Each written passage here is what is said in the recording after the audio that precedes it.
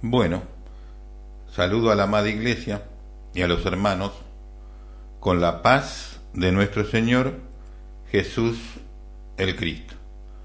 Hoy vamos a continuar con este asunto tan importante y vamos a entregar todas las citas bíblicas con la cual presentaremos una buena cantidad de información textual bíblica que servirá para estudiar, repasar y compenetrarse dentro de lo que el Señor habló del reino milenial, de cómo va a ser el mismo, los cambios que va a haber, las cosas que van a suceder allí, y a partir del próximo programa haremos una u otra prédica sin hablar directamente de los versículos bíblicos, sino de desarrollar los temas para que queden más precisamente demarcados. Predicar sin mucho texto bíblico, pero sí indicando, señalando las cosas que allí van a suceder, que es muy importante. Pero si uno predica describiendo y sin texto bíblico, eso se evapora y desaparece con el correr del tiempo, porque la cita bíblica es lo que hace que el mismo se conserve. Pero la cita bíblica es lo que el Espíritu Santo toma para hacernos recordar y para enseñarnos y darnos comprensión de todo. Por eso siempre lo primero es el texto bíblico. No en todas ocasiones se puede leer muchos textos bíblicos, ni darlo a conocer abiertamente, pero la intención es que se lo pueda leer, se lo pueda escuchar, se lo pueda analizar, y luego el Espíritu de Dios se ocupa con cada quien para darle iluminación, conocimiento y desarrollo conforme a la gracia que sobre cada quien y cada cual el Señor derrama. Entonces, en el programa anterior hemos mencionado el nombre nuevo de Jerusalén, o sea que hoy hablamos de Jerusalén, hablamos de Israel, y es conocido desde los días de David, Jerusalén. Pero ese no será el nombre siempre. En el reino milenial habrá otro nombre, lo mencionamos en el programa anterior, lo mencionaré en este momento, y de allí continúo hasta cerrar todas las citas bíblicas de este estudio. Y como lo he dicho, en el próximo programa y en adelante, haré uno, dos o los que sean necesarios en una prédica señalando y hablando de detalles sin tanto versículo bíblico. Pero vamos a mencionar Jeremías capítulo 3, verso 17, que dice así: En aquel tiempo llamarán a Jerusalén trono de Jehová, trono del Señor, y todos los gentiles se congregarán a ella en el nombre del Señor en Jerusalén. Ni andarán más tras la dureza de su corazón malvado. Podemos decir trono de Yeshua también. Se va a llamar Jerusalén y el nombre de Jerusalén ya no se utilizará en aquellos días. Del templo de Jehová brota agua viva, o sea que toda la sanidad que va a haber en el planeta, en las aguas de los océanos, de todos los ríos y aún de las aguas subterráneas, va a ser por medio del agua que brote en el templo de Jerusalén. Este agua es para sanear todas las aguas del planeta Tierra, además es curativa para las personas. Al entrar en estas aguas reciben sanidades de todas sus enfermedades, ya sean virus, bacterias, hongos, etc. Zacarías capítulo 14, verso 8.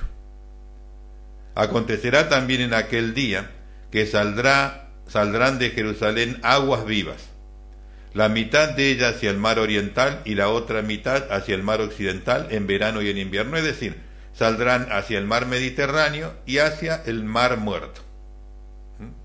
Joel capítulo 3, verso 10.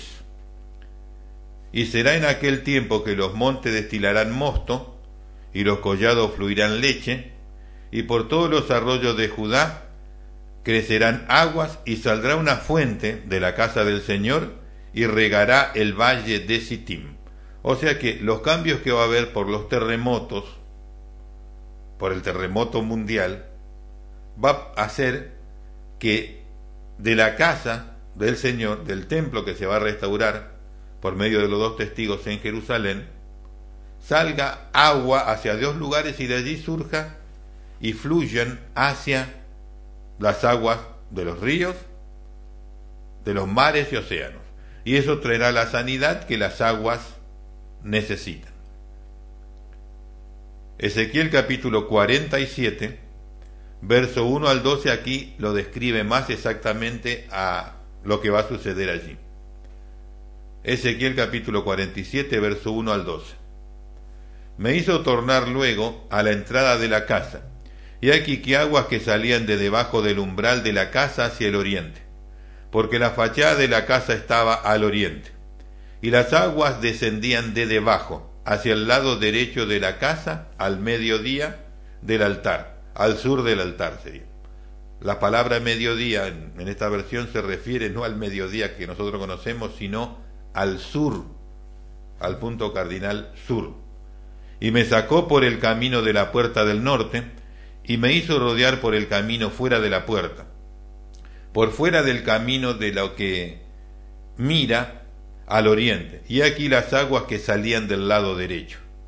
Y saliendo el varón hacia el oriente tenía un cordel en su mano, y midió 1000 codos, y me hizo pasar por el agua hasta los tobillos. Y midió otros 1000, y me hizo pasar por las aguas hasta las rodillas. Y midió luego otros 1000, y me hizo pasar por las aguas hasta los hombros. Y midió otros 1000, y iba ya el arroyo que yo no podía pasar, porque las aguas se habían alzado, y el arroyo no se podía pasar sino a nado. Y me dijo: ¿Has visto, hijo de hombre? Después me llevó y me hizo tornar por la ribera del arroyo. Y tornando yo, he aquí en la ribera del arroyo había muchísimos árboles de una parte y de la otra. Y me dijo: estas aguas salen a la región del oriente, y descenderán a la llanura, y entrarán en el mar, y entradas en el mar, recibirán sanidades las aguas. Y será que todas las almas vivientes que nadaren por donde quiera que entraren estos dos arroyos, vivirán. Y habrá muchos peces en gran manera por haber entrado allá estas aguas, y recibirán sanidad, y vivirá todo lo que entrare en este arroyo. Y será que junto a él estarán pescadores, y desde Engadí hasta Englaim será el tendedero de redes, en su clase será su pescado, como el pescado del gran mar, mucho en gran manera. Sus charcos y sus lagunas no se sanearán, quedarán para salinas. Y junto al arroyo en su ribera, de una parte y de otra, crecerá todo árbol de fruto de comer. Su hoja nunca caerá ni faltará su fruto. A sus meses madurará, porque sus aguas salen del santuario, y su fruto será para comer, y su hoja para medicina. O sea que en esos días brotará agua del templo y sanearán todo el planeta Tierra. Pero además de eso, estará el culto en el templo, estarán los sacerdotes levitas y seguirán los sacrificios. Y muchos dirán: ¿para qué? Bueno, no estoy predicando, vamos a seguir viendo qué dice el texto bíblico. Está ampliamente declarado por los profetas hebreos esta realidad. El Mesías restaurará el culto en el templo, además de continuar el sistema sacrificial en el mismo hasta el fin del mundo y del universo material. Y como son 8 capítulos, no lo voy a leer, pero es del Ezequiel capítulo 40 al 48. Pero sí puedo leer otras menciones hechas por los profetas. Jeremías capítulo 30, versos 18 al 22 dice: así dijo el Señor: he aquí yo hago tornar la cautividad de las tiendas de Jacob, y de sus tiendas tendré misericordia. Y la ciudad será edificada sobre su collado, y el templo según su juicio estará. Y saldrán de ella alabanza y voz de gente que está en regocijo, y los multiplicaré, y no serán disminuidos. Los multiplicaré, y no serán menoscabados. Y serán sus hijos como de primero, y su congregación delante de mí será confirmada.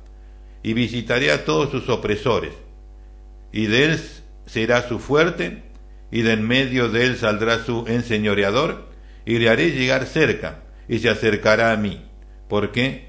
¿quién es aquel que ablandó su corazón para llegarse a mí? Dijo el Señor, y me seréis por pueblo, y yo seré vuestro Dios. Zacarías capítulo 14, verso 20 al 21. En aquel tiempo estará grabada sobre las campanillas de los caballos: santidad al Señor. Y las ollas en la casa del Señor serán como los tazones delante del altar. Y será toda olla en Jerusalén y en Judá santidad al Señor de los ejércitos. Y todos los que sacrificaren vendrán y tomarán de ellas, y cocerán en ellas, y no habrá más mercader en la casa del Señor de los ejércitos en aquel tiempo. Isaías capítulo 60, verso 7.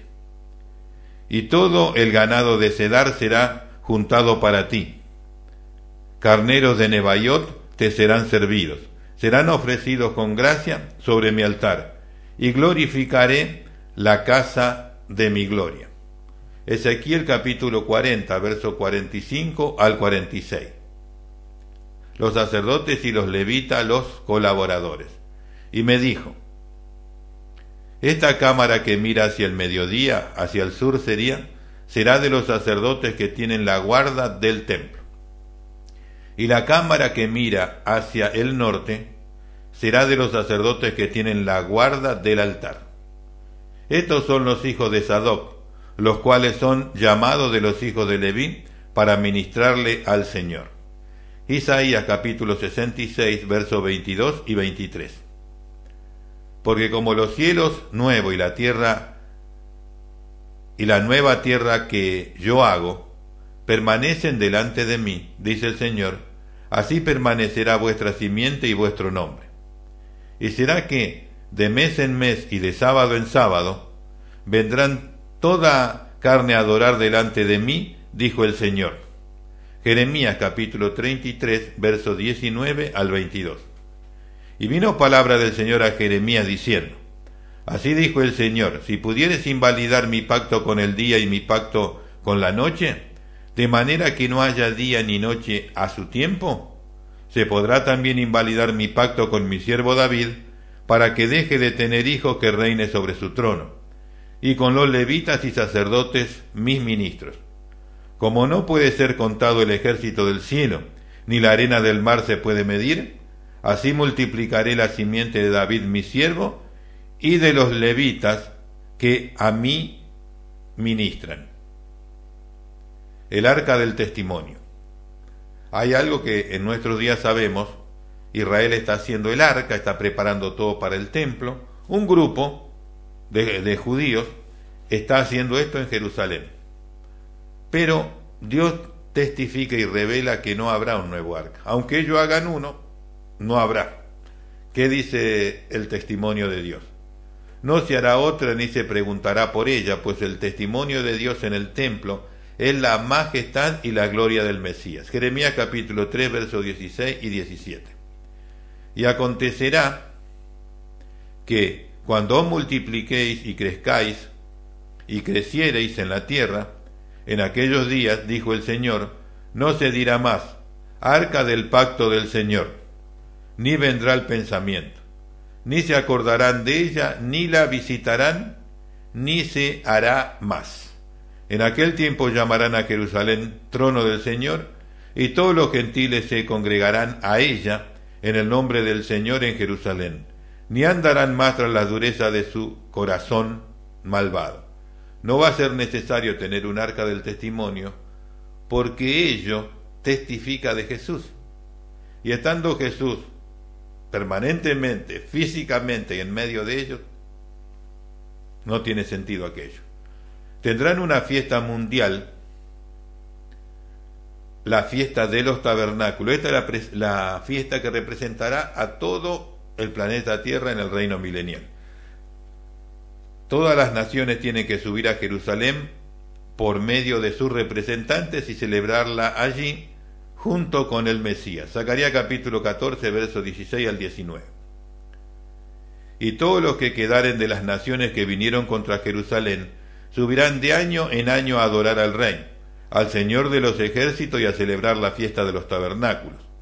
Y acontecerá que los que de las familias de la tierra que no subieren a Jerusalén a adorar al Señor, el Señor de los ejércitos no vendrá sobre ellos lluvia.